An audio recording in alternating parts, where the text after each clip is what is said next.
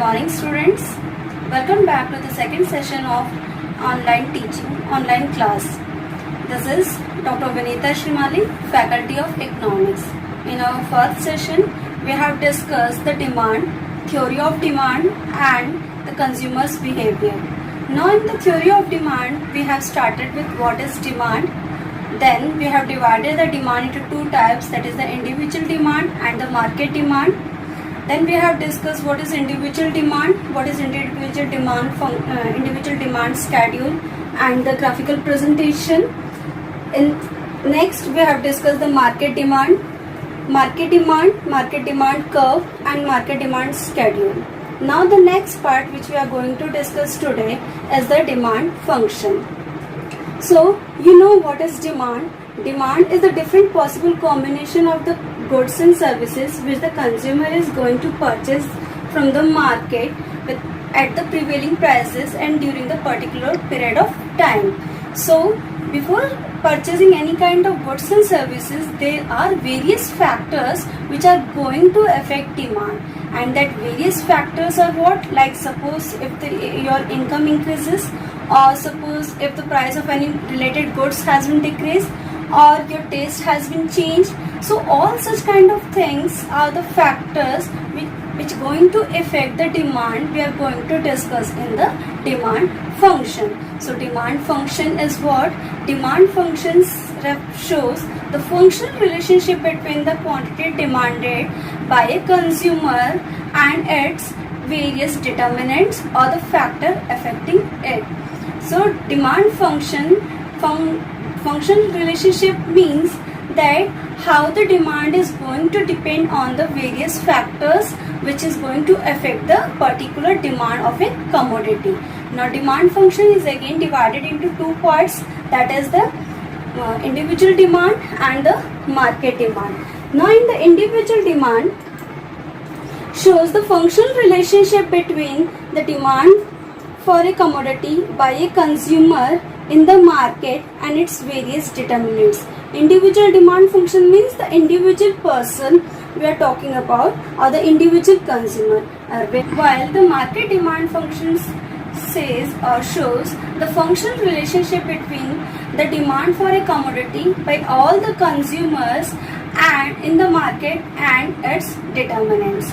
Now first we will start with the individual demand function, or the individual demand can be expressed as dx equals to f denote with the function says the functional relationship, and how the determinants are affecting, that is the px, pr, y, t and e. Now dx is what? Dx is the demand for a commodity x. Here x we have taken as any commodity. So demand for any x commodity is dx equals to, now demand is what? It is equals to functional relationship f shows the functional relationship, that is f also says it depends on. It means the other factors demand, how demand is depends on the various factors. So in the first part demand depends on first, that is the px, that is the price of the commodity, x, pr, price of related products, y is the income of a consumer, T is the taste and preference, and E is the future expected prices. Now we'll start with the determinants or the factor affecting its demand. So already in the demand function we have included all the determinants or all the factors which is going to affect the demand. Now we are going to explain one by one all these factors, how they are going to affect the demand of any commodity. So first part, that is before starting the demand function, or before starting the how the determinants are going to affect, something we take as a constant. So whenever we are going to check the effect of one determinants, the other determinants we are going to take as a constant. Now suppose for example, if I have to check what will be the effect of the prices of commodity X on the demand, if the prices are increasing or if the prices are decreasing, so what will be the effect on demand? Then the other like taste and preference, the income, the future expected price and the price of related products we are going to take as a constant, so that we can easily calculate or easily understand how it is going to affect our demand. And second, in the functional relationship, when we have explained, we have taken all the determinants. That is, the first was the PX, that is the price of X commodity.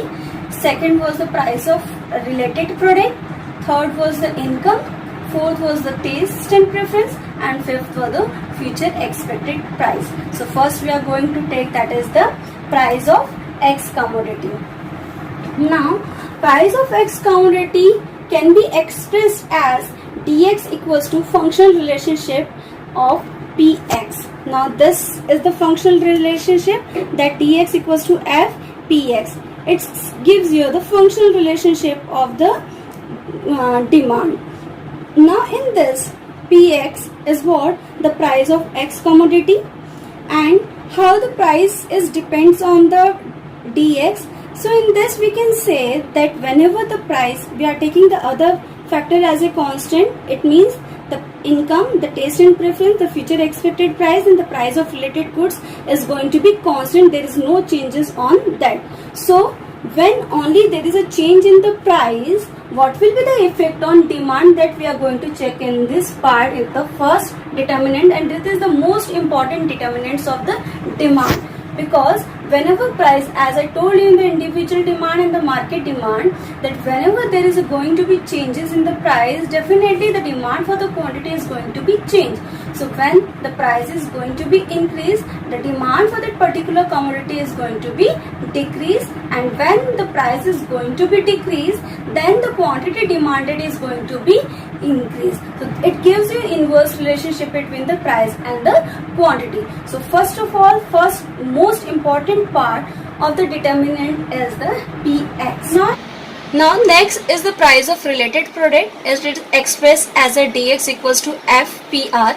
Now dx is what? Dx is the demand of x commodity and pr is the price of related product, and it gives you the function, f gives you the functional relationship.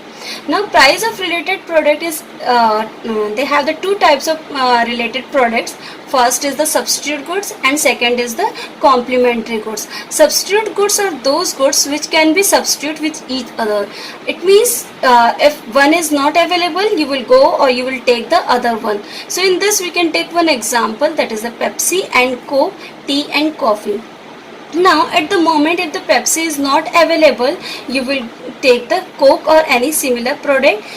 And same with the tea and coffee also, if you want to purchase tea and tea is not available, you will go for the coffee. So these are the substitute goods which can be substitute each other to satisfy our wants. Second is they have the direct relationship between the price of product and the quantity demanded of its substitute. It says, now suppose for example, if the price of Pepsi will be increased, then the demand for Coke will be increased. So in this, what they have saying, the direct relationship between the price of one product and the quantity demanded of its substitute. It means price is increasing, then the quantity demanded of the substitute is also increasing. So they gives you a direct relationship. Now in this Pepsi, if the price of Pepsi is increasing, the demand for the Coke is increasing. In this, why they are increasing the demand for Coke? The reason is that Pepsi has become costlier and Coke has become cheaper. So you will purchase more and more Coke instead of Pepsi, because it is a human tendency that they want a more and more product at the lesser price. So these are about the substitute goods. Now in the second part, that is the complementary goods.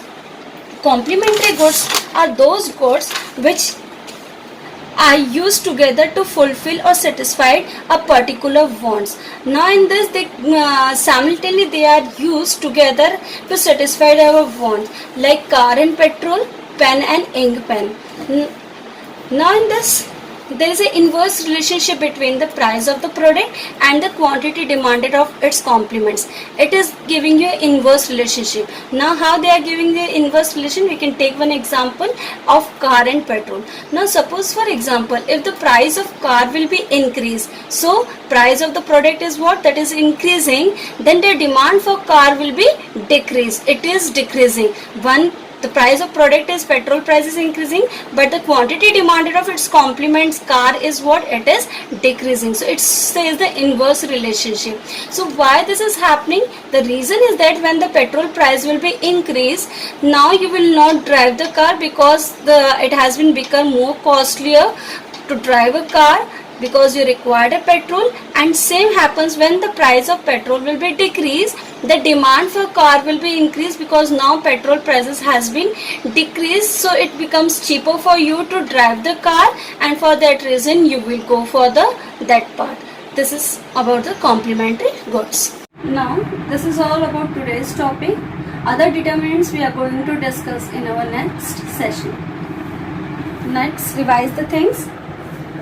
First, we have started with the demand function. Demand function shows the functional relationship between the quantity demanded for a commodity and its various determinants or the factor affecting it. It means it shows that how the demand depends on the different factors, that is the income or the taste and preference or the future expected price or the price of X commodity or the price of related products. Now types of demand function. In the types of demand function, two types of demand function is there, individual demand function and the market demand function. Individual demand function shows the functional relationship between the demand for a commodity by the consumer in the market and its various determinants. In this, individual consumer, how they are going to demand for any commodity in the market and how the factors are going to affect that we have discussed. And in market demand function, it shows the functional relationship between the demand for the commodity by all the consumer in the market and its various determinants. In the market demand function, we will discuss all the consumers' demand and how the how the various determinants or the factors are going to affect the market demand function. Now first part, that is the individual demand function.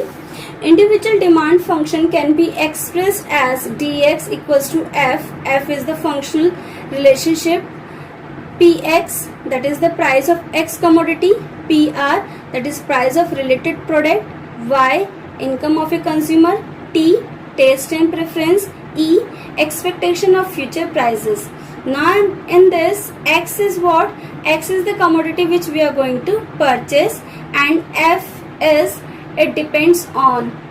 Now the next part, that is the factor affecting demand or the determinants of factors. Now in this, all the main determinants of demand for a commodity are shown in the individual demand function, and we will have to study each determinants by keeping all other determinants as a constant. As I already told you, that in the demand function we have taken all the determinants or all the factors which are going to affect the demand, that is the Px, Pr, Y, T and E. So in this, as I told you, that we have to keep all the determinants constant while taking a one determinants or while checking the effect of the one determinants.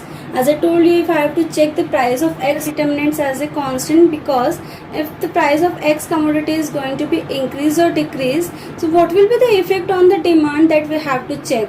So in this, only one factor's effect we have to check, so we will take the other factor as a constant, and while taking the PR we will take the other factor as a constant, or the Y, when we are taking Y we will take other factor as a constant, and so on with the T and E also.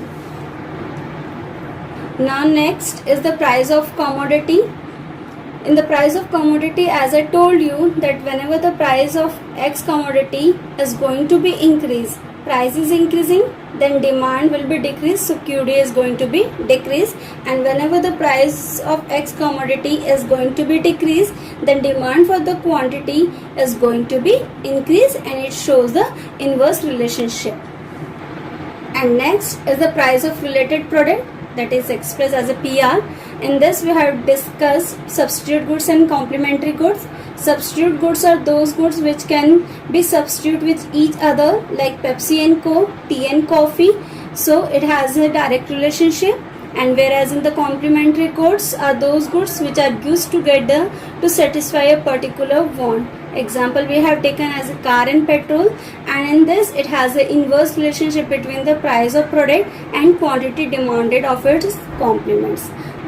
This is all about today's topic. Goodbye, students.